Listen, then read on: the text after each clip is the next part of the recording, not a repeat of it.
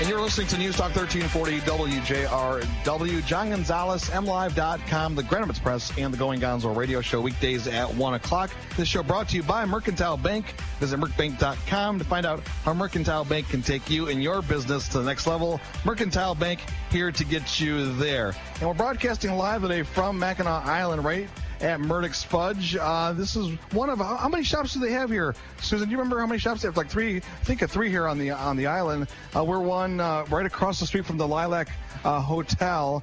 And if you're in Mackinac, or you have some friends that are up here, tell them to stop by and say hello at Murdoch's. We're right in the window front, right near the slab where they were making the fudge, and we're watching them make some vanilla fudge right now. Carnell's out. He's ready to go. Look at that. He's going to show us how to make fudge here in a second. But in the meantime, before we get to more fudge, we're going to talk to Phil Porter here. He's kind enough to hang around with us. Phil is the director of the Mackinac State Historic Parks. And Phil, you were saying there are 5 sites under your jurisdiction. Yeah, that's correct. We have 5 historic parks underneath the jurisdiction of Mackinac State Historic Parks. Here on Mackinac Island, which is 85% state park, we operate Fort Mackinac, built during the American Revolution and occupied all the way until 1895. Restored, opened every day with lots of exhibits and interpretive programs. Downtown, we have the Mackinac Art Museum, which has the treasures of Mackinac art inside. On the mainland at Michilimackinac State Park, we have Colonial Michilimackinac, which is an 18th century French and later British fort and a trade post, fur trading post. And then we also have in Mackinac City Old Mackinac Point Lighthouse, where you can walk up to the top of the tower, have a great view looking out at the Mackinac Bridge. And then just south of Mackinac City, we have historic Mill Creek Discovery Park, which is a nature park and also a historic park where the first sawmill was in northern Michigan. Now, some of the state's most historic buildings and sites are located here on Mackinac Island, correct? That's right. We not only have a rich history, but we have wonderful physical remains of that history. Mackinac Island has the oldest church building in Michigan, Mission Church, 1829. It has the oldest hospital, the post hospital at Fort Mackinac, built in 1828. The oldest building in Michigan, which is the Officer Stone Quarters, built in 1780.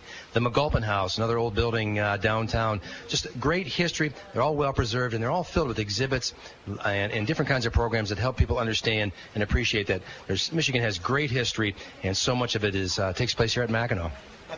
Well, I know it does, and this is the second time that I've been here this year, and I just learn more and more about the island every time I stop out here. One of the things I remember you talking about is that the Native Americans, were obviously here before, we settled, and I'm kind of curious. I think you mentioned something about this being a very sacred area for them.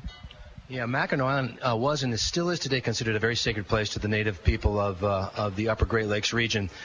In their tradition, after the Great Flood, Gitche-Manitou, the great creator, reestablished Earth back here on Mackinac by creating Mackinac and put mankind back on Earth here at Mackinac. And from here, mankind spread to the rest of the world. So it's a very sacred place. It was in pre-contact times, and it still is today because we have native people who come here every fall to do a retreat, and this is the place they come to worship because it's so special. That kind of history is, it's just, you don't see that every place you go in Michigan and even in this country. It really is that kind of a place. When people come up here, though, I know there's so much history here. What some of the places you would suggest? Let's say, only here for a day, what are the musts for you? I would think if you're coming to Mackinac, there'd be a couple of musts. One would be to go to Fort Mackinac. Again, there are very few places in Michigan that are American Revolutionary War sites. Fort Mackinac is. If you're interested in anything that has to do with Michigan, you want to come to Fort Mackinac. Plus, when you go up there, you'll also have some of the best views across the Straits of Mackinac. Another place I would go is another 150 feet higher, and that's up to Fort Holmes, a fort built during the War of 1812. We're now commemorating the bicentennial of that war. And 200 years ago, next summer, is when they built Fort Holmes on the top of the island. And as beautiful as the view is from Fort Mackinac, the view from Fort Holmes is even more spectacular. Great places to see not only history, but also these great vistas over the Straits of Mackinac.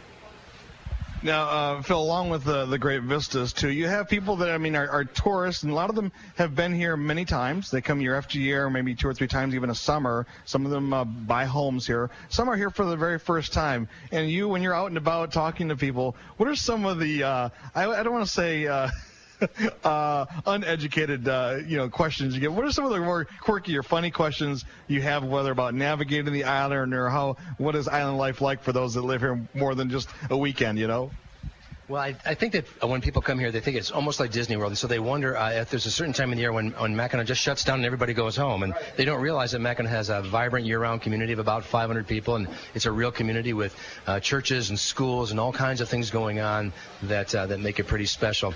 They ask all kinds of wonderful questions. One question I'm often asked is, where does this fudge thing come from? Because Mackinac and fudge are sort of synonymous, and really it goes back to the late 1880s when the Murdoch family opened the first candy kitchen, made lots of different kind of candies, but making fudge on a slab like this was something that attracted people in, and because it's such a fascinating process, and they watched it being made, and then they wanted to buy that product that they were watching being made. And now it's a big business, a very successful business, and Mackinac and fudge are known across the world.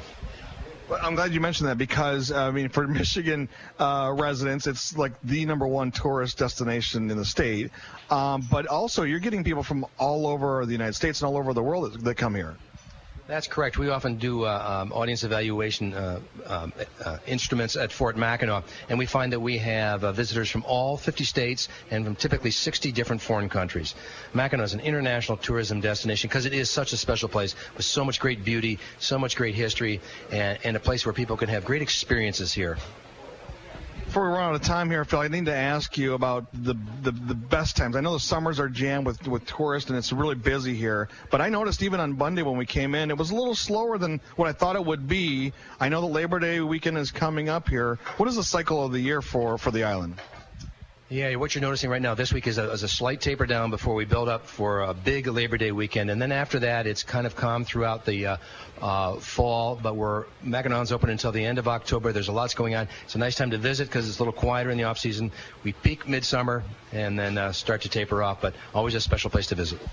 Phil, Porter, we really appreciate your time. Nice to see you again, and nice for you to stop by. We appreciate that so much. All right, folks, take a quick little break here. The WJRW News team will give you the local headlines. Then we'll go to ABC News, get you updated on what's happening in Syria, and all of this more. We'll talk more about fudge here on the Going Gonzo Show on News Talk 1340 WJRW.